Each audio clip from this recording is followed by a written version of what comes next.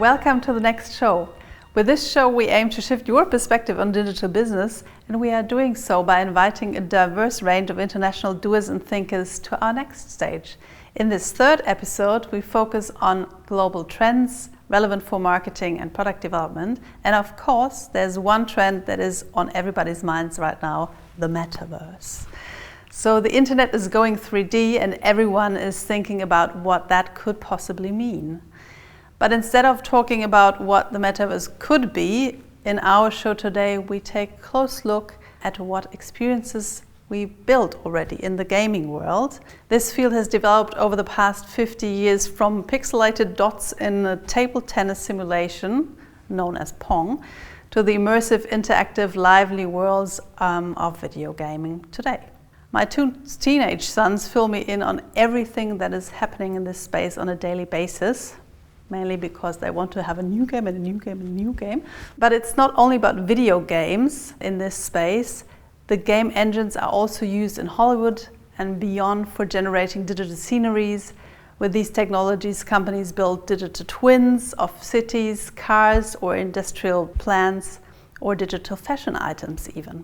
So it's important to understand that these companies have a very profound knowledge of what is excitement and community even tomorrow.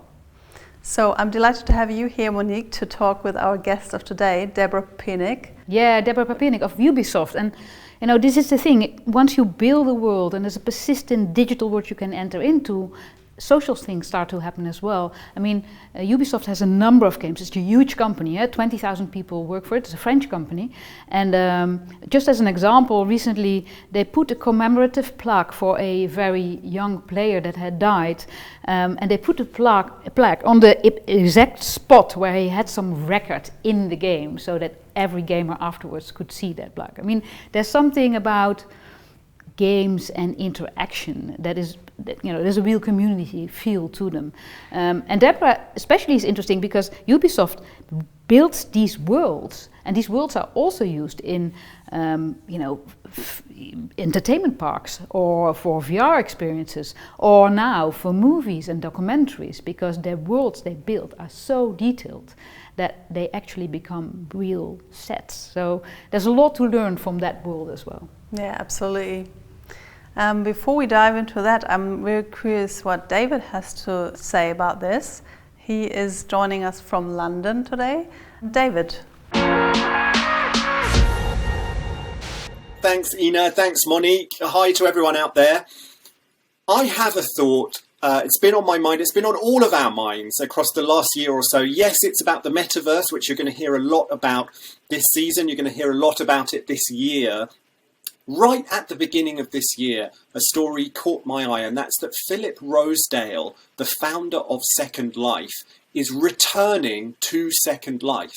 He founded Second Life back in 1999, believe it or not. He left in 2010, and now he's coming back as an investor and an advisor. Now, why does this matter? If you remember Second Life, back in the mid-2000s, 2005, 2006, you know that it was a virtual world where people transacted with one another, they hung out with one another, they socialized, there were brands inside Second Life, there were stores there, and that's led people to say these days that Second Life was more than just a video game. It was essentially the world's first really proper metaverse. And in the meantime, since 2005, we kind of forgot a bit about Second Life really, but now, in the last couple of years, the metaverse has become a huge deal. Facebook has changed its name to Meta. Mark Zuckerberg wants to own the future of the metaverse. Snap wants to own the future of the metaverse. The metaverse is the big coming tech trend of this era. And Philip Rosedale says he wants to return to his creation. He wants to return to Second Life, to rebuild it, and to quest after the future of the metaverse. And he says that he wants to create a version of the metaverse that Facebook essentially doesn't control, and a much better version, he says, because it won't be based on targeted advertising. He says that if Facebook gets to own the future of the metaverse, it's going to be about data-driven advertising, and that is a really bad result for you and me and millions of others, for everyone really. So he wants Second Life to create a new kind of people-powered metaverse. And it's just such a really powerful reminder that this quest to control the future or own the future of the metaverse, that Meta is involved in, that Snap is involved in, that others are involved in, and now Second Life 2, is really just starting to come to life, and it's going to shape so much about the digital future and the technological future in the 2020s. So keep your eye on Philip Rosedale, keep your eye on Second Life. Some of you, like me, are probably old enough to have remembered it from the first time around. Keep your eye on Second Life this year, and let's see where it takes us when it comes to the future of the metaverse. Okay, back to you guys in Hamburg.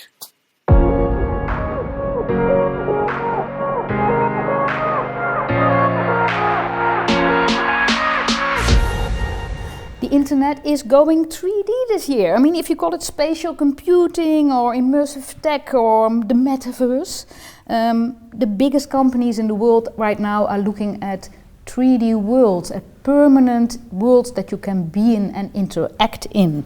Now, and this is not something new. I mean, in the game world, people have been working on this for 20 years and more. I'm super happy that we have a guest who has been working at the core of this trend for many, many years. And she's called Deborah Papiernik. Deborah, welcome. Hello, Monique. You are the VP of New Business and Strategic Alliances for Ubisoft. And Ubisoft is a huge, huge company, right? I mean, it's French, you make video games. How many people work at Ubisoft? Close to 20,000. And we're a French company, but we have studios worldwide. Yeah, you have studios all over the world, and more than 16,000 I read people actually developing the new games, or really working on the games. Market cap of 1.8 billion euro, just to show that Europe has big companies. What are the most famous games? I think a lot of people will know, but I'm asking you. Yeah, our turnover is close to 2 billion euro, and our market cap is around 7 billion, I think. I will update the Wikipedia page afterwards. Our biggest brands are Assassin's Creed, that explores history. But also Far Cry, the Tom Clancy series, Watch Dogs, The Division, Rainbow Six, which is huge on esports, and also brands like Just Dance or The Rabbids. So we have a catalog that's wide enough to please all the family, and we also have games on mobile.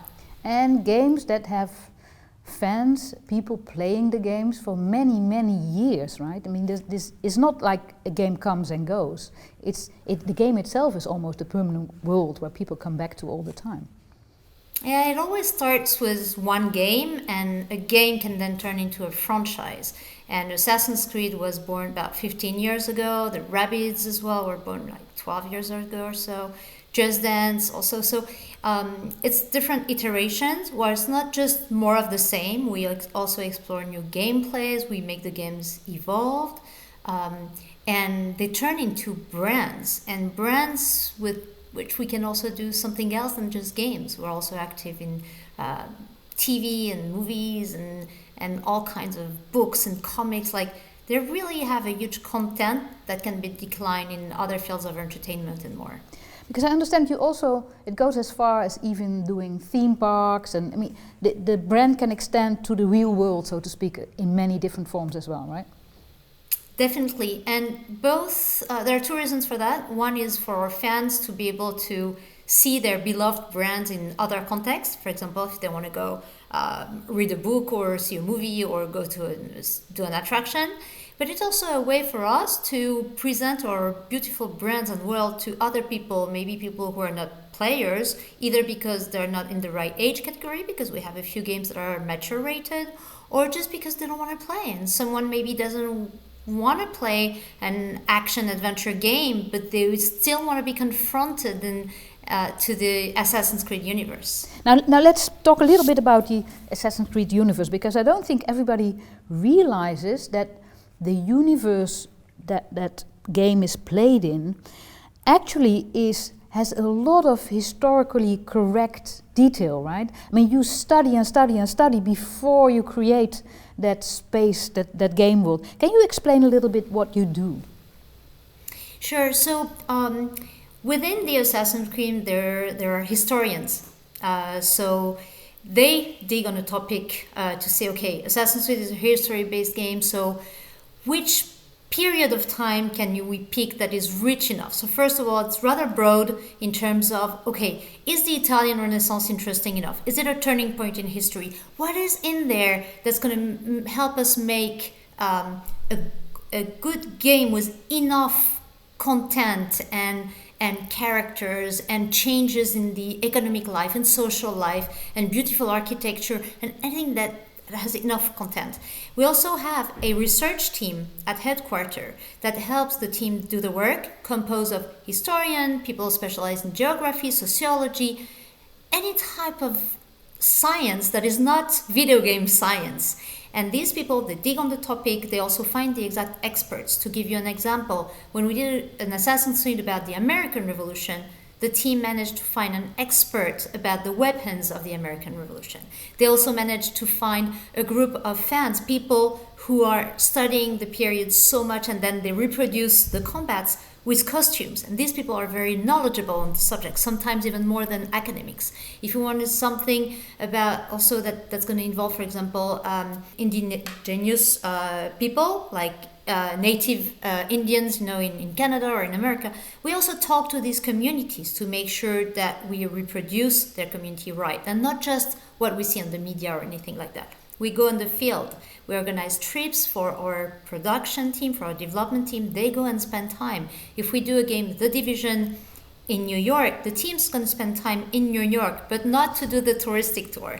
They're going to go under the tunnels in Central Park, and they're going to talk to the police and to the prostitutes and even to the drug dealers to understand what is the city all about, to get a feel, to get the sounds, the smells. And even if you can't transmit the smell today in a video game, there's an ambience that you can transmit, and it's important that the people who do the game actually live the experience. And in the end, we have people, if we do an Assassin's Creed about Greece, the people who work on the game, they have like a degree in Greek studies. They're so good. Yeah, but also the other way around.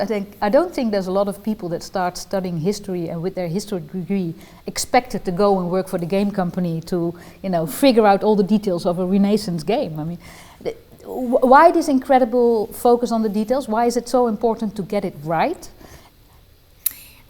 Two reasons. One is that we want to make games that are very rich and very immersive. And when you look at reality, sometimes it's more rich, more diverse than anything you can imagine. So why not use those beautiful stories and characters? Like, who would have imagined what happened during history? Like a book couldn't imagine. And you can read a book about science fiction, you can watch a film about science fiction. There's never going to be as many details as in the real history. So that's one thing. The other thing is at Ubisoft, I think it's very profound. It's like in our DNA, our mission is actually to enrich players' life through memorable entertainment experiences. And this enrich players' life, it's enriched through game, because gaming, we know that even animals learn by playing. So gaming is part of the learning process. So that's one thing. When you play any type of game, when you play, you can fail. And by failing, you learn. And in video games, you can even fail in front of your friends. There are not many places in the world where you accept to fail in front of your games, in front of your friends. But in gaming, you can do that. So you improve by trying. You also socialize a lot. And we saw it during the lockdown, where even the World Health Organization launched a campaign called Play Apart Together, where they told people, well, go and play video games because this way you're going to socialize. And the video games publisher gave games for free for people to play. That was, for some people, it saved their lives just because people were so isolated. Yeah. And even within families, sometimes people weren't talking, but suddenly they were all in the living room playing a game together. And you can also learn content, actual content inside the game, like the games that are history-based, the strategy games, etc. And you also gain self-confidence. that whole thing of trying again and again, and the fact that it's okay to try again and again gives you also confidence with all the rewards that you get little by little. So there are plenty of aspects within games by themselves, and on top of that, Ubisoft wants to add content. Yeah. So, But so the reason for this being so focused on all those historical details is, on one hand, there's a creative reason, because truth is stranger than fiction. There's so much detail out there that you could never dream up. So it's an inspiration for the creators. And on the other hand, it adds to the gameplay by making things difficult, harder to understand, learning things, and how I know, because in the end, Assassin's Creed, of course, is a battle game. I know that you've also expanded that world to an educational audience, right? For the people that don't want to play the game, they could also go in. And could you explain a little bit about that? Yeah, sure. So almost from the start of Assassin's Creed, we had history teachers who were using our game, which is a mature rated game. So it's not supposed to be shown in class or to anyone under 18 because there is combat involved. But because the representation of the Italian Renaissance or of the Golden Age of Piracy or of the American Revolution were so good in our game and very close to reality, they were capturing videos inside the games to show to their students in the class, in high school, or even in primary school sometimes. So they were all talking to say, hey, can you do a version of the game that does not have combat and where there's no pressure of time, where you can just wander in the world and learn about that world in that period of time without it being really a game. And we decided to go for it. And that's how we created the Discovery Tour. The first period that we did is Egypt. So after the release of Assassin's Creed Origin, that's about Egypt in the Ptolemaic era. So that's just before our era, like 100 before Christ. We decided to develop a educational version of Assassin's Creed where we are using this beautiful world that we have.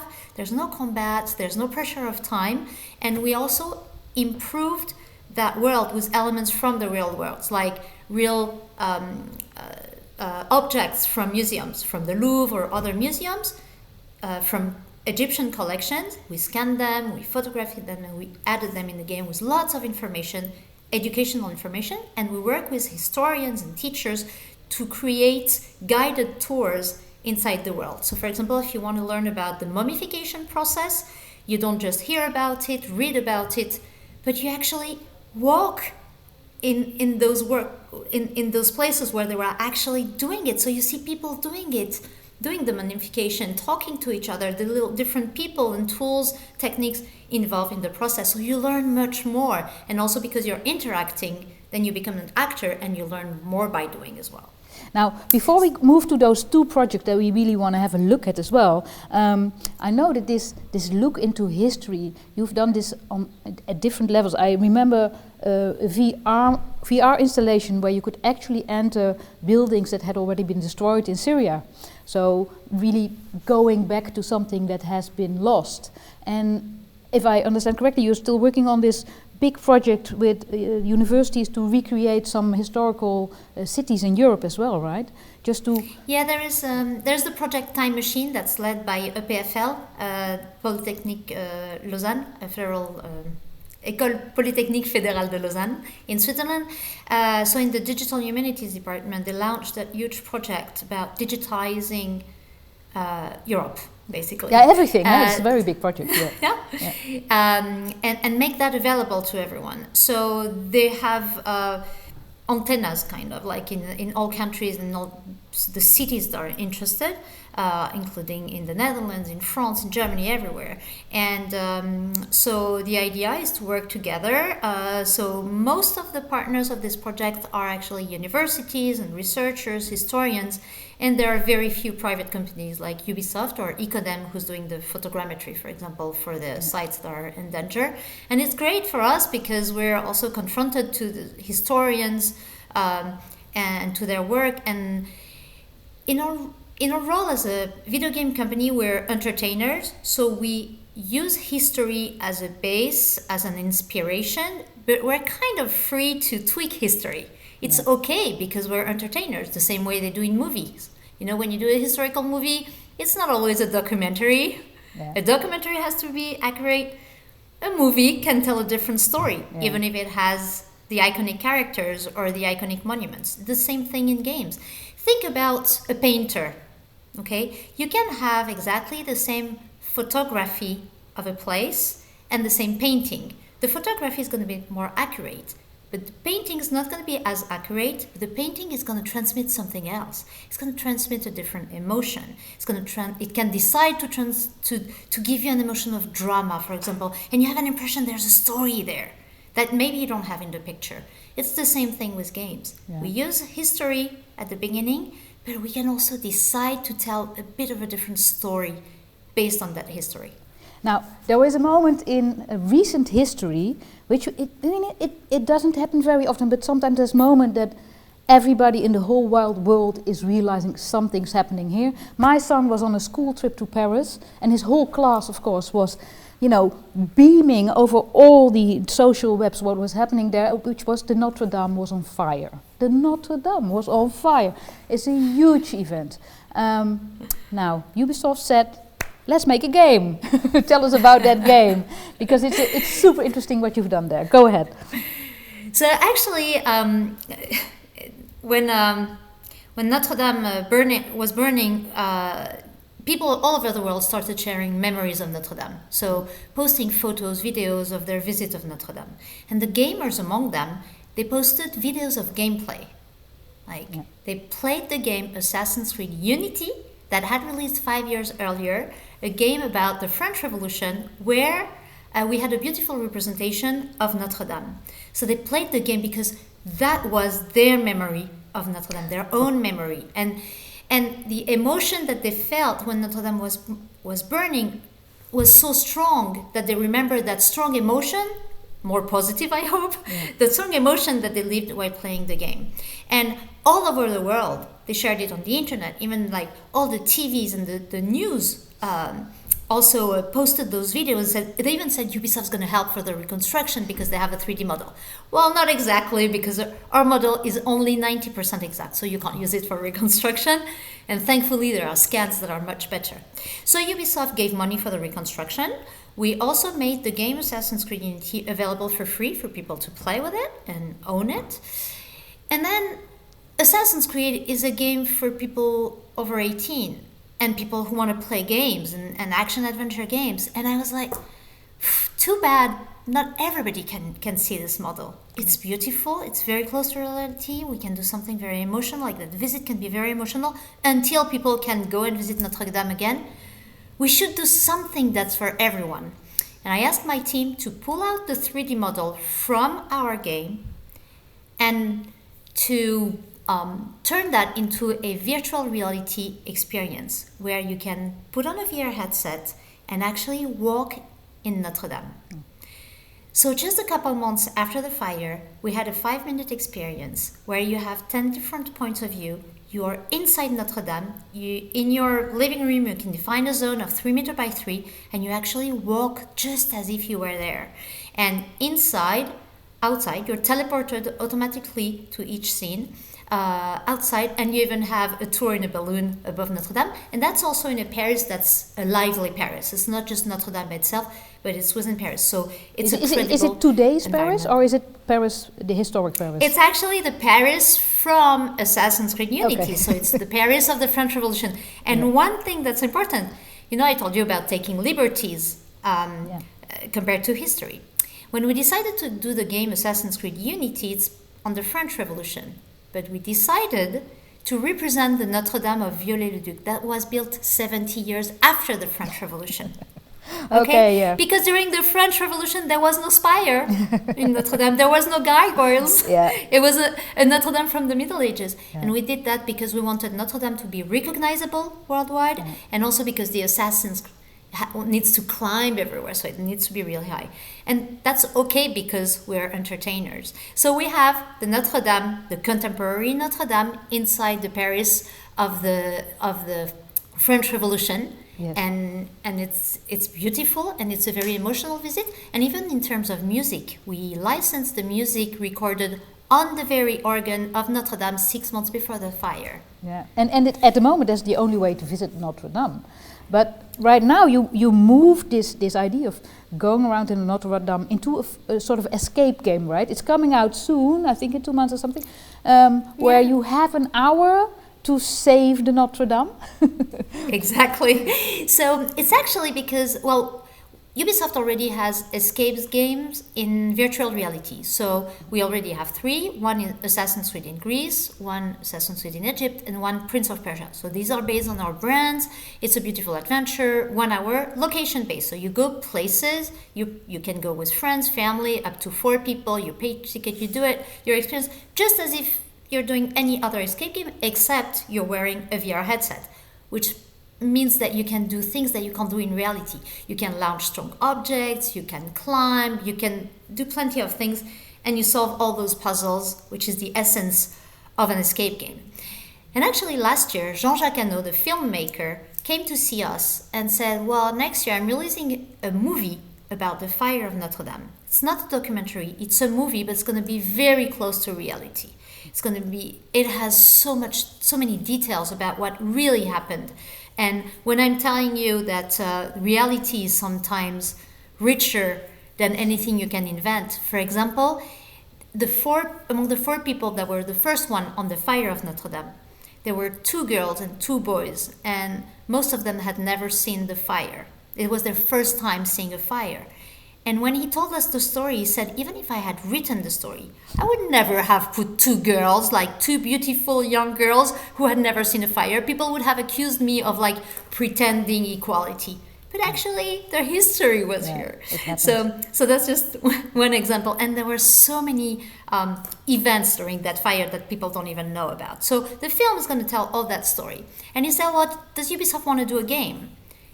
And I was like, yes, we would love to, but 1 year is way too short to do a game. You know, to do a big game today, we need 3 to 4 years, it can go up to 1,000 people, it can cost 100 million. And in 1 year, we can't do a proper game. We can do something, it's not going to be great, so we're not going to be proud of it, so we don't do anything that we're not going to be proud of. I said, but I have another idea. We have those 3 escape games, we have a network already about 600 escape rooms worldwide, in Europe, America, in Australia, in China, that are operating or escape games. We can add another one. We can do an escape game in Notre-Dame. We already have the 3D model, so we don't need to create that, so we already have the time. We need to concentrate on adding the elements we don't have. We didn't have some parts of it, and the beffroi, I don't know the English for the beffroi or the hotel, but all those elements that were important in the fire, but that we didn't have in the original model. And we can invent a game where you have to save the relics and fight the fire before it's too late.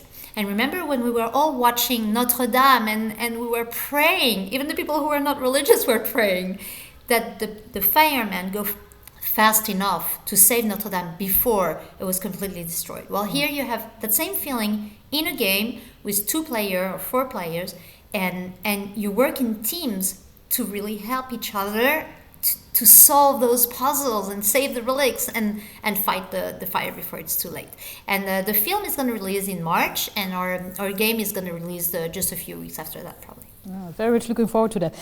There's another project, Lady Sapiens, that you are very committed to and have worked very hard on. Tell us what it is, because it's a combination of different platforms, different media, which I think is very interesting to hear how many different worlds you can create. What is Lady Sapiens? So Lady Sapiens, this is a project that it's a documentary producer, French documentary producer, who had already done documentaries about Neanderthal, prehistorical Neanderthal. So, and they were wondering about what to do next, and they said, okay, we'll do something about Sapiens, but what can we do that no one has done before? And that was the time where we were talking a lot about, that was also Me Too and all the thing about equality, men, women, and how sometimes historians forgot about the role of women during history and said, well, there was never a documentary about the prehistorical woman. is there anything interesting to say? And they digged a little bit and they found out that recent research shows that the woman had a very big role during prehistory, that actually men and women were equal. The society was not organized by genre, but more by capacity. And actually the grandmothers were usually looking at the kids so that the mother could go out and find food. And the women were actually bringing about 70% of the resources. They were not staying at home sweeping the cave or anything like that. So they had materials. They presented it to France Télévisions, the biggest TV channel in France, and they loved the idea. They said, yes, go for it. We'll put it on the biggest science slot on TV. But how are you going to illustrate the scientific purpose? Because if you only show people wearing a blouse and microscopes and some trees and some stones and bones, it's not going to be very exciting, for primetime TV. One of the co-scenarists of the documentary was actually a consultant for Ubisoft on one of our games. Not an Assassin's Creed game, a Far Cry game. Yeah. So Far Cry is also an action-adventure game that is probably even more gamer than Assassin's Creed, that is also for people above 18.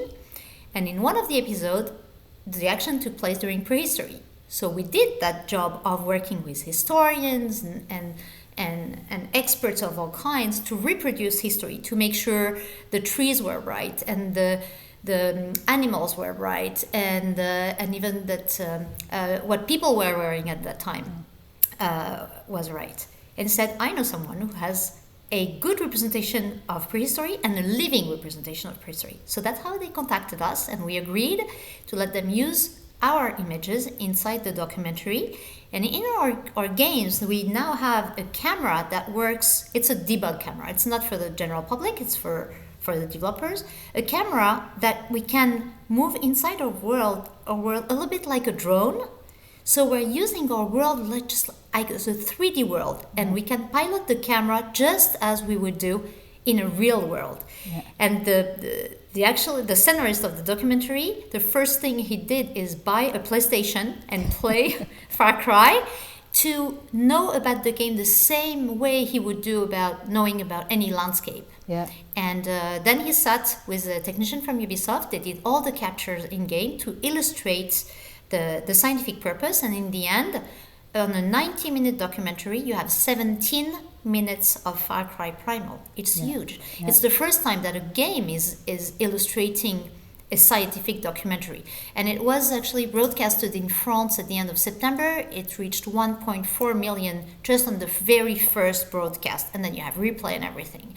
And this is double what they usually do on that science slot. So this is huge. It's a co-production with Canada. There's also NHK in Japan. So it's a worldwide documentary. And then we said, this documentary is very immersive. It's great. But can we go further in immersion? And the best tool for immersion today is VR. So we decided to develop a virtual reality experience that puts you in the very shoes of Lady Sapiens. So now we have a 12-minute virtual reality experience where you are Lady Sapiens, the woman of prehistory, and you carve your weapons, you draw on the cave. Everybody dreamt of leaving their mark on a cave, and then you go after the mammoth and everything. And this experience, we reused assets from our game. So we exported trees, animals, any assets from the game Far Cry to gain some time to go really faster. And we were able to do that with a very small team, actually, to develop this. And then you can see the experience, for example, at the French Natural History Museum, which is a very big institution, a scientific institution. So it's there, it's available there. It's also available in the southwest of France in a Paleolithic site. In a cave, yeah. And when they saw what we had with animals, they said, hey, we're interested in a documentary about animals. Can you do something? Can you do a short film, 12-minute film about animals? So the scenarist wrote a story, Pierrette, who goes to find some medical plant to cure her son. And along the way, she meets animals. And every time she meets an animal, there's a zoom on the animal with scientific information. And this was actually done completely during lockdown, the first lockdown where it was impossible to shoot any movie. People were locked at home. The virtual worlds were the only worlds we had, right? Exactly. Yeah. And we end up having a 12-minute CGI movie that no museum could pay, like high quality CGI costs a fortune. But the museum can afford it here because it's only capture and then creating the short movie of 12 minutes with that story, but they didn't have to create any image. So it's very efficient, it's very sustainable also. And it's great also because when you look at it, it comes from a mature rated game and it ends up being an educational film. And even the documentary that I mentioned, the full-length documentary, was also recut in short capsules for kids. So on the website of France TV called Lumni, that is for kids, the educational part of the French Revolution, they have 7 capsules with images from the same documentary, real images and images from the game, with a commentary that is adapted for kids. So here you have an educational tool coming from video game. I love that. Yeah, but I also love the fact that, you know, once you've built this game in so much detail that, as you say, the camera can move around in it, you can make different adventures in it, it becomes a permanent world in a way that can be used over different channels. I mean, if we look at the future, and you know, this is a strange year in the sense that suddenly everybody's talking about the metaverse and everything is new, and which of course is something in essence you've worked on for 20 years already, you know, these permanent worlds. What do you feel is going to happen there? I mean, how do you view this new excitement over what is possible once you have a spatially oriented 3D permanent world? Because that's what you make. Yeah. Well, actually, if you look at it, people outside the video games industry tend to talk about the metaverse much more than within the video games industry, just because for us it's just normal. It's what we've done. And for example, having a world that lives its life even if I am not connected. Well, that has happened for, it existed for more than 20 years. That's okay. We know how it works. Having an avatar, we know how it works. Having a digital economy, we know how it works. Now, there are some things that are new. For example, the NFTs are great because for us, it's going to be a way to validate the digital economy. It's going to be a great tool also to reward players for the time they spend, players for their creations also. People are crafting things in game, and instead of just keeping that value inside the game, maybe it can go also outside of the game. So it's important that in that metaverse, that it's interesting for the people, that people are rewarded for what they do. It must not be just a buzzword. That's one thing. Now, I have no crystal ball. I have no idea what the metaverse is going to be, and I guess no one knows. So it's a buzzword, okay. But now look at how the world has turned. For example, for 2 years, we've spent so much time in front of our screen working. So I'm working on Zoom, I'm working on Teams. I would have no problem working in a metaverse. I mean, it's the same thing, or even maybe it's better, because when I'm in front of my screen and I'm talking to someone, I never look at them in the eye just because the webcam is never in the right place. If you're going to do that in VR, for example, then in VR you can actually look at people in the eye. Even if it's an avatar, you have an impression that you're looking at them in the eye. So that's one thing. So in terms of communications, it might actually be more natural than what we have today. Or other things that we do in real life. For example, if I have to fix my phone, I'm outside on the street, I enter an Apple store and I talk to someone, a real person, who tells me, okay, so you have to call up Genius or whatever, here's the number. So you go home, you pick up your phone and you talk to the person. Okay, so I'm not seeing the person for real, I'm just talking to them over the phone. I could do that in the metaverse. Like, I could be in that metaverse, enter a store, and actually talk to someone who has an avatar who's going to solve my problem, and maybe that's going to be even more efficient than picking up my phone. So there are plenty of things that are going to be done much better than today. Maybe it doesn't mean that we're going to spend more time online. It's just that we're going to spend better time online. Okay. Well, thank you very much. All right. Maybe not more time, but better time. And I also love that Ubisoft is putting these stories and history and these experiences in this new world that we're entering. So thank you very much. You're welcome. Okay, We're not done yet, because there are 5 questions.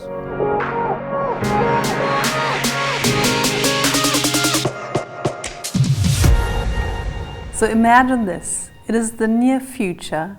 We have an acute crisis on planet Earth, but lucky you are one of the chosen ones to be able to fly away to the planet next one. There, together with all these great pioneers, we want to establish a new base, a new home for humanity. But before you can board the space shuttle, you have to answer 5 questions. Here's question 1. Name one luxury object you want to take to your new home. I guess I would take a purse. It does not need to be an expensive purse, but I need a purse. Not just a bag, a purse of my own to put the most precious things. Now I have to ask what would be in that purse, obviously. But women don't answer this question. Yeah, don't ask. So which book should everyone read before boarding the space shuttle? I would vote for The Little Prince by Antoine de Saint-Exupéry, because it's not just a story for kids. It has many lessons for life involved, like, for example, the importance of reconnecting with your childhood and the creativity of your childhood. The fact that you don't have to take yourself too seriously, and do not be too serious as well. Remember to take time for yourself, for your friends, for your family. Like, don't think that work is the most important. Don't be taken away by work. Also have the courage to explore, to take risk, and to get out of your comfort zone. And also the importance of choosing with your heart, and having knowledge is more important. And actually, the more knowledge you have, the better you are at using your intuition. So root your choice in your knowledge, but choose with your heart. And I think we forget about those lessons when we read the book, because we only think about the story for kids, and it's much more than that. Yeah, there's a lot in that book, definitely. And if we find a rose on the new planet, we also know how to behave with her. Mm-hmm. Name one exceptional person you would take to the new planet.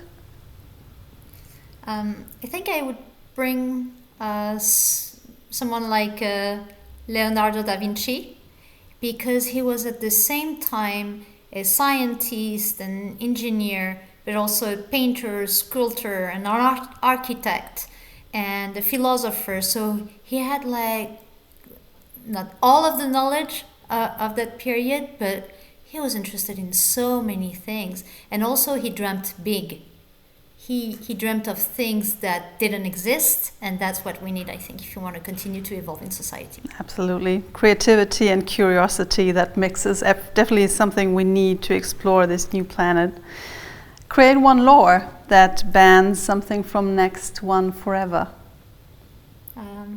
For me, the things that is the most terrible is torture, any kind of torture. So willingly hurt someone, and sometimes just for nothing, and sometimes to make them say or do something. And so the most terrible for me is torture. Great choice. And if you could please name one tradition from planet Earth that you would take to the new home, what would that be? I think I would take celebrating, because it's not useful per se, like you're not creating anything, you're not selling anything, you don't make money out of it or anything like that.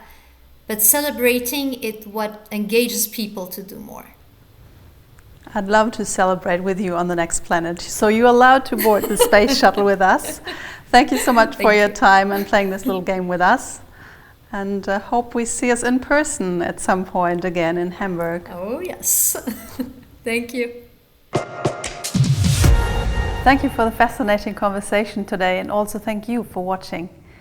If you want to learn more about the next conference, the book that's coming up, the insights on our blog, or watch more videos, please visit nextconf.au. Finally, I'd like to thank our partners, Accenture Interactive, Factor 3 and T3N for their support. Hope to see you next time. Bye.